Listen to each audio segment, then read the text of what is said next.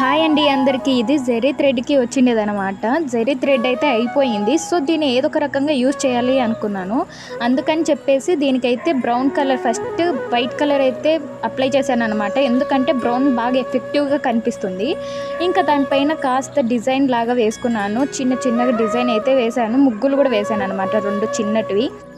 ఇంకా ఎండిపోయిన తులసి మొక్క ఉంటే దాని కొమ్మనే నేను కొంచెం విడిచేసుకొని దానికైతే బ్రౌన్ పెయింటింగ్ వేసి ఇంకా పేపర్ అంటే గ్రీన్ కలర్ పేపర్ ఉండే అనమాట ఇంట్లో.